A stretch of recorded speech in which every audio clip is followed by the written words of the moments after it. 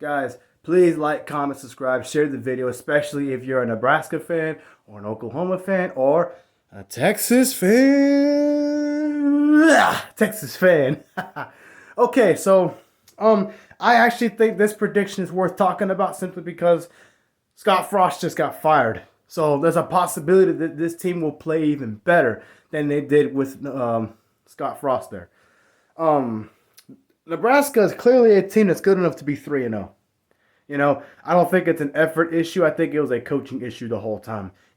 Clearly they were better than Northwestern. They could have won that game with proper coaching, proper play calling, and the onside kick crap. That's a coaching thing, not a player thing, okay?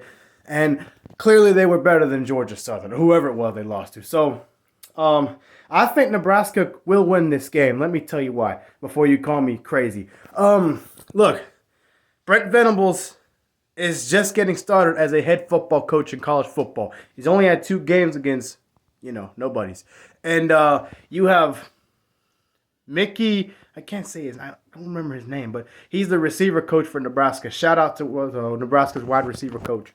And I know, I'm sorry, I didn't really look into the names and stuff, but I do know that he was not the head football coach, but I think he's been a part of Nebraska for a little while now, so those players are probably going to respect him a lot more and play harder for him. Okay, he's probably going to have some energy. Scott Frost never really had any energy at the sidelines, winning or losing the games, mostly losing, so whatever. But I think that the fact that neither guy's been a head coach for very long or not at all in their career makes this an even game. Now, Oklahoma clearly has more talent offensively, but the defense is not very talented. When that's Lincoln Riley's team, minus Lincoln Riley's star players from last year like Caleb Williams and among other guys.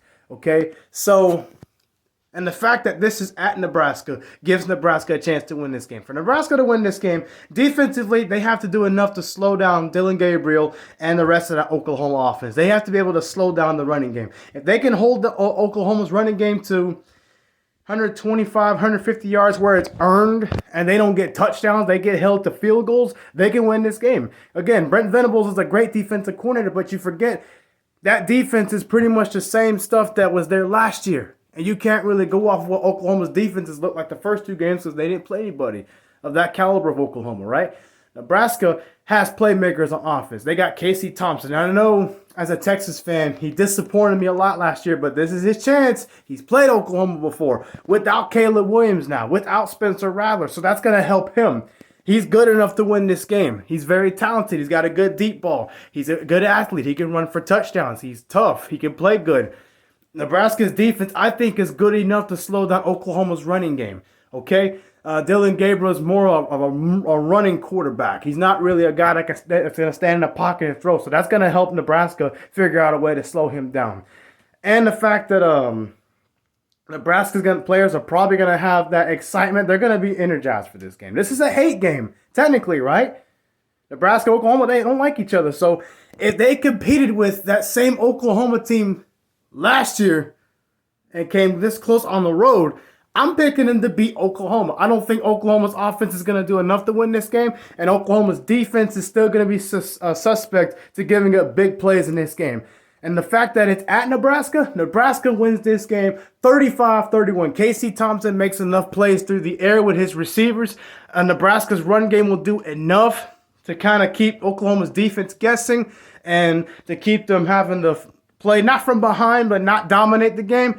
And Nebraska's defense does enough to slow down OU's run game with Dillon Gabriel and the other talented running backs. Nebraska wins 35-31.